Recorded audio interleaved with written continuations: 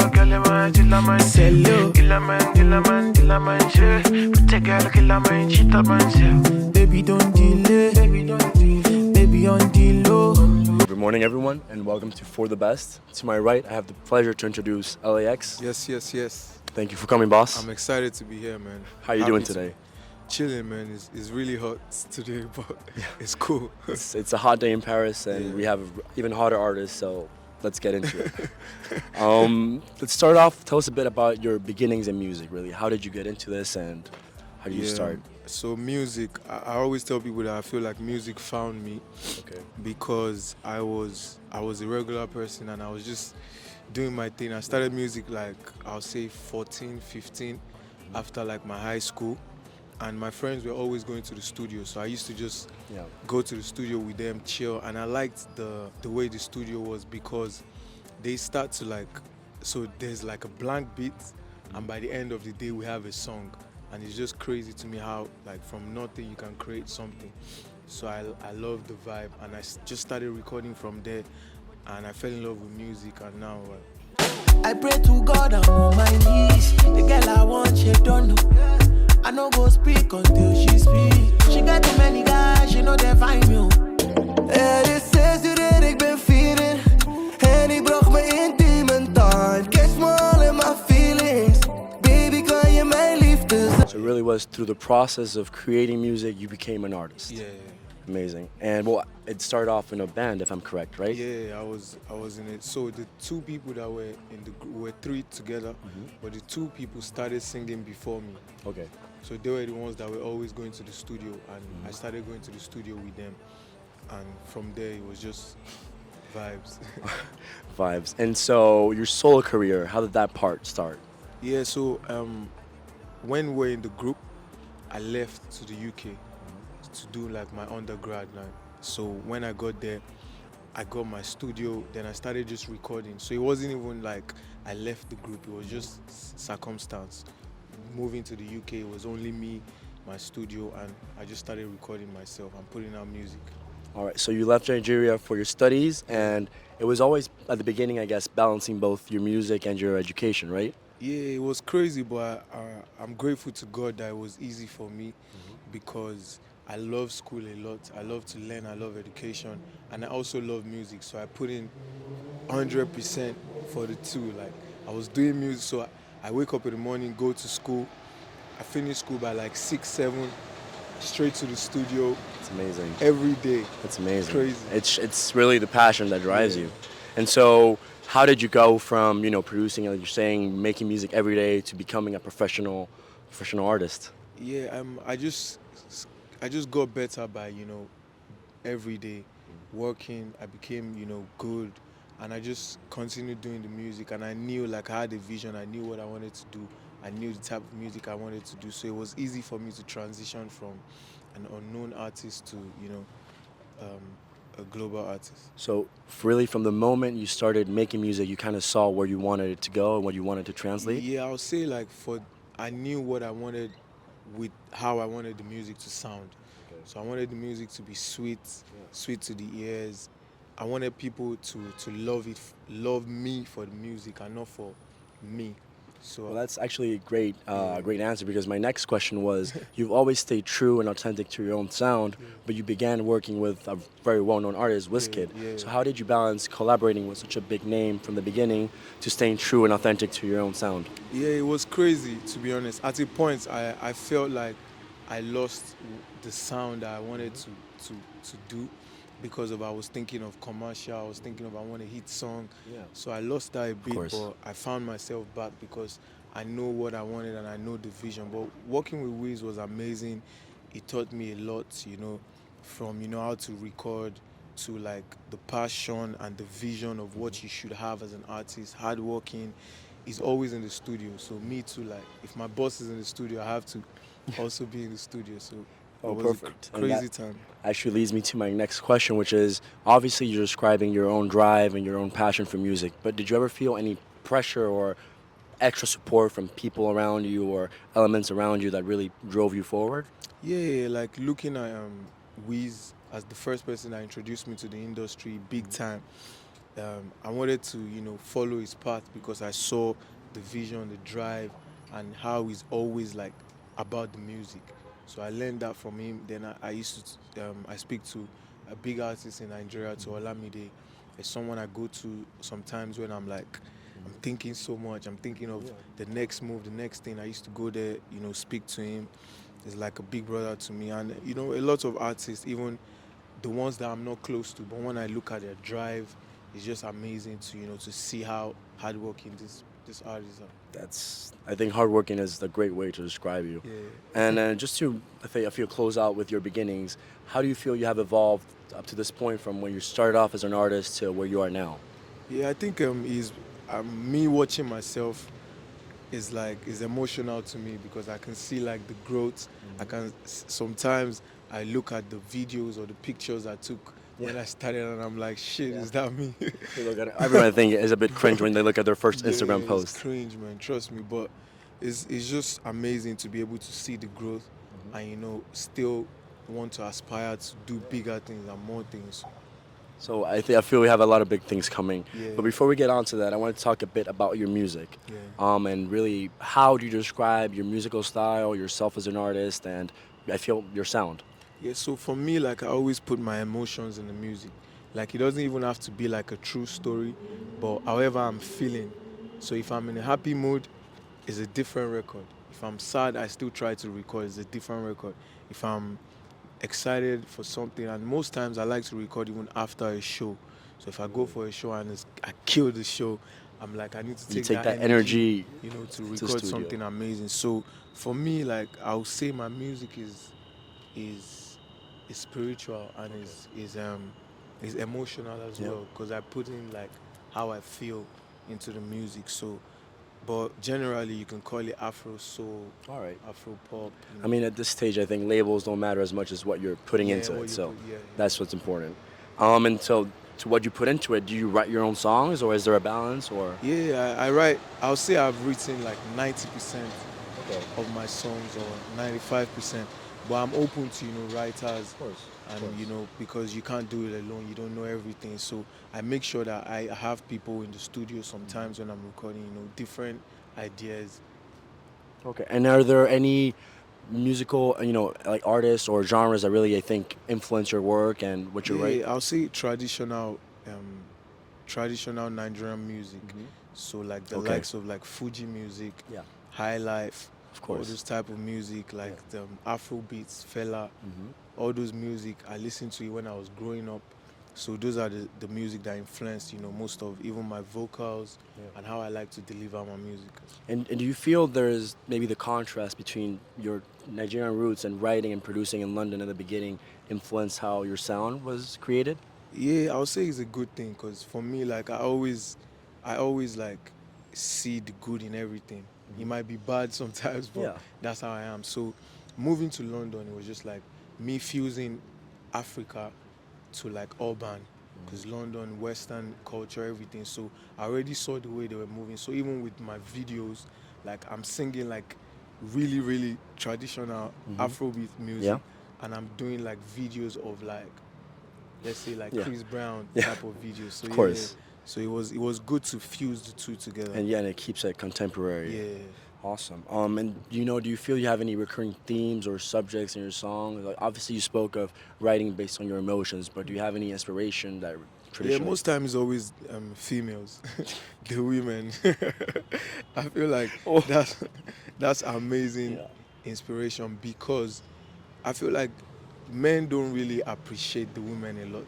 And they are like the creators, because they bring us to life. They are beautiful, their body, everything is amazing. So I like to tap into that, make them feel special, and that's like my number one inspiration. I think Nigerian music is known for tapping into that inspiration. I feel that. So I imagine when we hear a sad song, maybe you're thinking of heartbreak of someone that is no longer there, and then I think even Nigerian music, the heartbreak ones, we still try to put make it happy and make it funky and keep people dancing. Well, listen, whatever works. Whatever works. And if we talk about your success, obviously when people think of L.A.X, they think of Sempe, which was a huge hit. How did you react to this song and the levels it reached? Yeah, it's crazy. Like, most of my hit songs, I never even know they are hits until like Interesting. let's say 3 months or 5 months when everyone is already going crazy about it, because I'm always focused on like putting more out, working, so I don't dwell into like, oh, Semper is a hit, so I'm thinking, okay, Semper is a hit, we're moving to the next one, we have to make a bigger one. So for me, it was a very, I'll say, dark time for me when I got the song, because I was thinking of quitting music Really? at that time. Like, I was stressed out, I was going crazy. Then God just gave me that, so it just gave me another like push. Like, Yeah. there's a reason why you're here. There's a reason why you're doing this. Like, you're making course. people happy. Don't think about too much. So Yeah. now, like, I'm just living. Like, Yeah. I'm just doing things the way I want to, and I'm just going with the flow. I feel for a lot of artists, when they reach critical success, it's time to kind of question why they're doing what they're doing and how they're doing it. So Yeah. it makes a lot of sense that you would come to those questions. And how do you feel this has particularly influenced your career? What was that? From Sempe, like Yeah. how big it was. And Yeah, it's amazing. Like, now I'm traveling like everywhere, and I'm doing shows in places that I never thought that I would, and people are singing my songs. And the most amazing thing about it is the people that are actually loving the music are not even Africans. Yeah, or absolutely. Nigerians. So it's like a different. I'm tapping into a different culture, different people, and it's crazy, man. I love It's it. like they say, beauty speaks all languages. So if you're Yeah. making beautiful music, it doesn't matter where it's coming from. And with songs like that, your more well-known songs, when you're in the studio, do you feel like, all right, this is a banger, this is a hit, or do you just let it, let the audience decide? Okay, so before I used to think this is a banger, this is. Yeah. Okay. But right now it's crazy. Like, Yeah. there's TikTok that makes songs bangers. Of course. There's audience that just want the songs to be amazing. So now I don't think about it. Like, I just make music that feeds my soul, and then I let the rest go. And I think to just wrap up that bit, I would guess, how would you describe, playing in a concert and hearing thousands of people singing your songs, singing your lyrics? Man, it's crazy. It's emotional. Like, I went for a show one time, and as I came out from the backstage to the stage, and I just had like tears down my eyes. I'm like, shit, this is crazy. Like, this Hard to believe. is amazing. So I'm grateful. I'm grateful for God, but I don't dwell into it, because Absolutely. you can never be on top forever. You just have to enjoy the course. moment and create like a legacy, and bring people up, help people as well. So you feel fulfilled that you've done something. Well, speaking of bringing people up and sharing your music with people, you've collaborated with a bunch of huge artists. Obviously, we spoke about Wizkid, but there's also Mr. Easy, there's also Iris Star. Yeah. And so how do you feel like these collaborations have enriched or contributed to your journey as an artist? Yeah, it's good to. I feel like I always tell people, a man is not an island. Like, it's amazing to have people follow through in your journey, and not just because of today, but tomorrow, when you look back and like, oh, I did this, I did that, and I didn't do it alone. So for me, like, I'm big on collaboration, but again, I make sure that it's a collaboration that is worth it, collaboration that I want, a collaboration that helps the culture and everything. So. Of course, of course. And is there a collaboration in particular that you feel really defined your career or that had significant impact on you as an artist? Yeah, I'll say the one with Wizkid, the first song, Caro, course. was crazy. Like, everyone went crazy. Like, if I tell you how, I didn't even know that the song dropped the day the song dropped. You didn't know, you weren't aware? I wasn't aware. So I was in my house, and my friend was in my house as well. But it was actually in the studio. So I was in my room, and he just came to me and was like, bro, you're going crazy on You Instagram. made it. Like, you made it. And I opened my phone, and I was just saying, dun, dun, dun, dun, dun. It was going crazy. Was that, I think, the time in your career where you felt like you had reached a next level, another chapter? Yeah, I would say I was excited, but it wasn't the time that I knew that it was next level. So after that, I went back to school. I was going to school. So I had a show in Nigeria, in Lagos. So I had to fly from. So this is me in school, not knowing what's going on. Of course, because you became super well known in Nigeria while being a student in the Being a UK. student in UK. So I didn't even know what was course. going on. I was just going to school. So they called me for a show. Then I went for the show, and I got on stage. So everyone was singing, but I was still like in because that's like my first time Of course. on stage and everything. So I was still trying to get the feeling. Then I got down and my car was going. Then I saw like 300, 400 people just following my car, hitting me. We love you, this, that. Oh, it's incredible. Bro, And to feel that in your city, it must I be... was like, and it wasn't even in my city. It was like 2 hours away from Wow. Lagos. So it was like another place called Ibadan.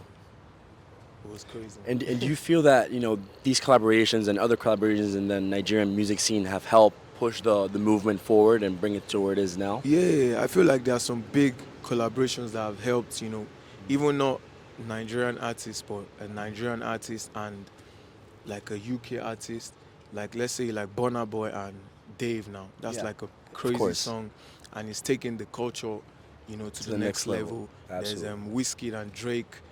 It's just crazy collaborations that has done well for the industry. Awesome. And do you, maybe to wrap up this part, do you have any anecdotes or, you know, memorable like stories of collaborating with other artists? Yeah, I'll say the Ira Star one. Yeah. So I was in the studio. So this is like the first time in a long time that I come up with verses and I don't have the chorus. Okay. Most times I always have the chorus first. Yeah. So the verses become easy. So I did 3 verses and no chorus. And I'm like, shit, what do I... And I really like the song. I like the beat. Of course. So shout out to ATG, he produced it.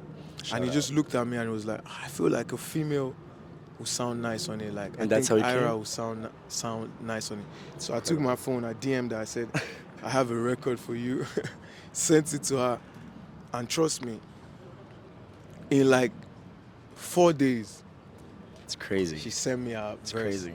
And it was just amazing to have that kind of connection, and I haven't even seen her or met her. So I mean, I feel like it's a good metaphor for your career where really it's not about trying to put an idea into place. It's just about letting the music take the wheel and decide what happens. yeah. That's awesome.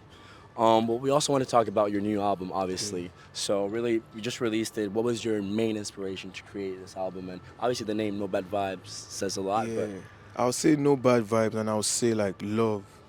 Like love was the first thing in my mind when I was creating, because I was everything around me at that time was just happy, love.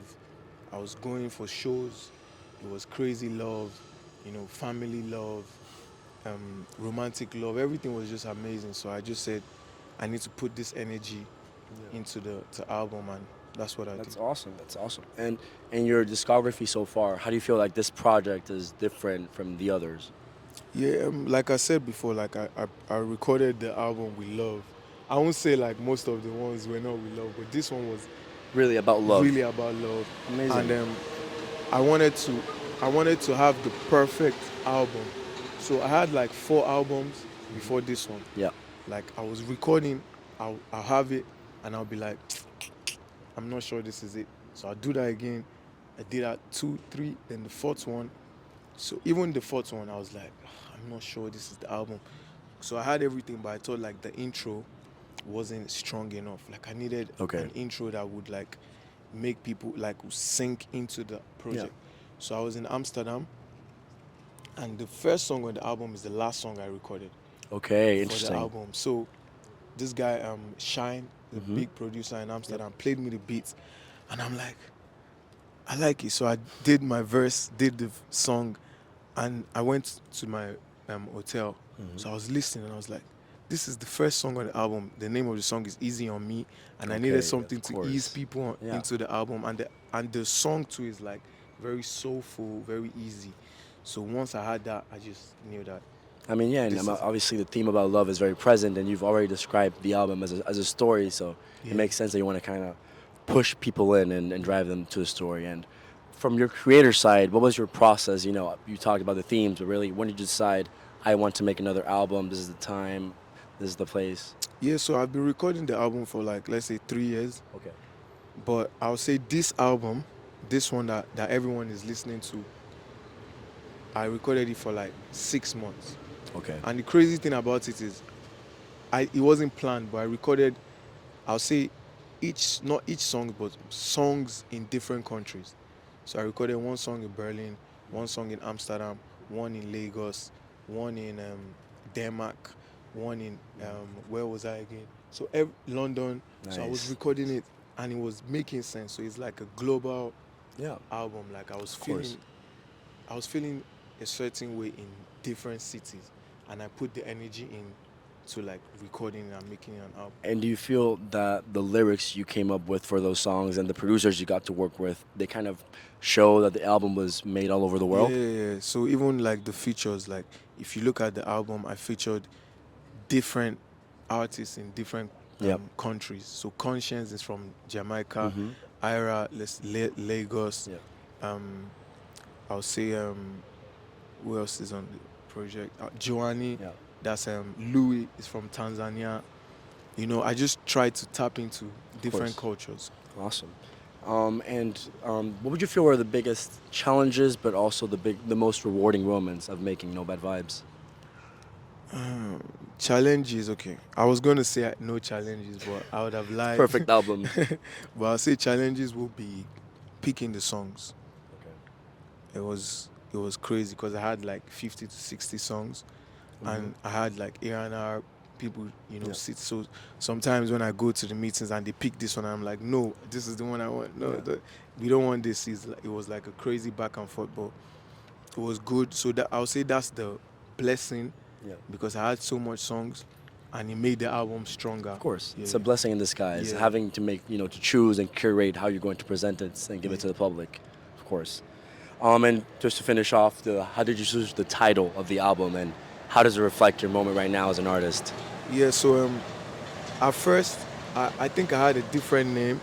I think I had something like Soul and somethings. It had Soul in it. Yeah. But when I got the name of the album, that's when everything was clear. So I told my manager, No Bad Vibes with Zaza. Because my first album and my second album was Zaza Vibe. Yeah. So No Bad Vibes with Zaza. She was like, that's long. But I think you have like a no bad vibes type. You have Type a thing. good vibe. So I'm Yeah. like, that's it. Of course. No bad vibes. That's awesome. So when I got that, I knew that now I want the album to actually be no bad vibes. So That's great. Awesome. And let's talk about a bit your tour, the one that you're on right now. Is it your first tour, and what did you feel? What did you learn about this? yeah, it's my second. Okay. I did the first run in last year, August. Okay. I did like 10 I did like 10 cities, Right. but now I've done 25. Wow. It's crazy. So it's another level. It's another level. Like I'm excited, and we're trying to, by God's grace, next year take it to the live shows, arenas, and things like that. But for this tour, it's taught me that you just need to keep working and keep just feeding people the music. Like you never know which song will change your life. You never know which song will take you to the next level. So just keep working. Just keep creating. Yeah. That's great. That's great. And has there been an audience or a city or a performance that you feel has really marked you or struck you? Yeah, Frankfurt. Frankfurt. I can't All right. forget. And that's twice. The first run, Frankfurt was crazy. Last year or Last year. Okay. The second run this year, crazier. Really? And did you Crazy. expect it, or was it a surprise? Every show is a surprise to me, Okay. because I never go with any expectation like, course. oh, I'm a big artist and I'm going to kill it. No, I go with, man, God With God and your music. just help me, man. Yeah. So Frankfurt was crazy. Berlin, crazy. Awesome. Those two is like my I mean, memory. it makes sense. German audiences are different. They're different, actually. And so before going on these shows, before going on stage, do you have, any rituals, any preparation mentally or physically that you do? So I get really nervous. Okay, you get before I nervous go still. yeah, every time. Wow. Even before I come here and sit down, I'm nervous. But when I get, Don't be nervous. No, I'm saying more like- nervous than you are. I'm saying like that's me. Of course. But when I get in, you never know. Yeah. So like even going on stage is crazy for me. But what I do is, if you see me when I'm about to go on stage, Yeah. I'm like walking back and forth like 60 Pacing. times, like Yeah. just going, and I don't even know that I'm doing it. So Yeah. that's not a ritual, but But it's a way of getting into the mood, of Yeah. kind of getting into it, of course. And you've spoke about the German audiences, but how has getting to interact with audiences on this tour been different from the past? yeah, it's been the same every time, because for Okay. me, I like to interact with the audience. Yeah. Because I want them to take something home. Like I want them to feel something, not Yeah. just about music, but like my personality. Of course. So what I do is sometimes I go down the stage and I ask people for their names. Really, that's and lovely. I hype them up. Yeah. So I ask you for your name. What's your name? You tell me, and I tell everybody to shout your name. So I just try to connect like on a special level. Of course, with of everyone. course. And what do you feel you've learned or maybe discovered about yourself on this specific tour? I've learned that I can't be lonely. Yeah. Like I need people around me every time. Because Right. this tour, like I did it alone. Not really alone. My manager was very busy in Nigeria, but I had like a tour manager. Yeah. Where it was just both of us, and most times I might be in my hotel room. Of course. So it was very lonely. But every day I look forward to like the shows because that's the only time that it's not lonely. Well, of course. I mean, it's interesting because people always assume that artists traveling internationally, they're always surrounded by people. But in your case, the people you get to interact with the most are your fans. Yeah, it's crazy. Well, that's awesome. That's awesome. And so now that the tour is wrapping up, what are your future plans in terms of music, albums, singles? What's the future for L.A.X? Yeah, so we'll be shooting videos. I want to Nice, keep nice. pushing the album Yeah. till like the last. So I'm going to be shooting videos, promoting each song as single because in the industry we are now, like the attention span is so low. So low, yeah. And that's not even anyone's fault. It's just the amount of music that course. comes out every day. So I always tell artists that if you have a big song, even if it's one, you have to be grateful because it's crazy. Like everyone is releasing music, and if you have one, you have two, then you have to be grateful. So for me, it will just be more videos, more songs, just being in their faces, man. Yeah, just creating for your create audience and being yeah. there for them. Even if it's 20 people I'm creating to, bro, Obviously. I'm happy that I'm being able to feed, Of course, 20 people that love you versus 100 people that barely know who you are. Yeah. It's awesome. And as you move on in your career, are there any genres or experiments with music that you want to start carrying out? Yeah, I'm already like an experimental artist. Okay. Like from like the beginning of my career to now, I've evolved so many times, and that's because of my sound, the sound I choose. So I always just go with how I feel. If I feel like today I'm about to do amapiano, I'm doing it. If it's reggae, I'm doing it. If it's soul, I'm doing it. If it's R&B, so I'm tapping into every music that I can. All right. And as you move on to more specific, like, are there any countries or music scenes that you want to tap into or you see influencing your music in the future? Yeah, I'll say China. China. Yeah, because the population is crazy. All right. So if you get your music there and people love you, then don't worry. Yeah. You're good. Of course, of course. That makes a lot of sense and actually unexpected for an Afro artist. Yeah. And just to wrap up that part, one of the biggest artists right now obviously is Burna Boy, and he's from Nigeria. Have you any plans to collab with him, work with him in the future? Yeah, it would be amazing to work with Burna. It's an inspiration to me. Like, he's an incredible artist. I love his artistry. The way he portrays his music, his personality, and everything. So, it would be amazing to work with him. Yeah. And to really finish up, are there any unexpected artists or that people would not think you want to collab with, but that you see interacting with your music?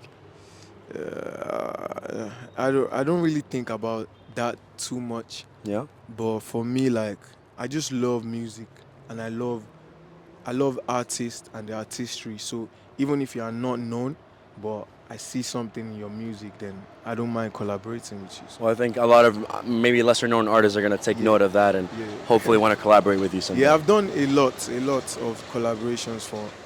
If you hit me up and I hear your song and it's nice, I'm fast to give you a verse. Of course, of course. Well, thank you very much for your time and for your honesty, and this is for the best. C'est L.A.X pour là-bas music.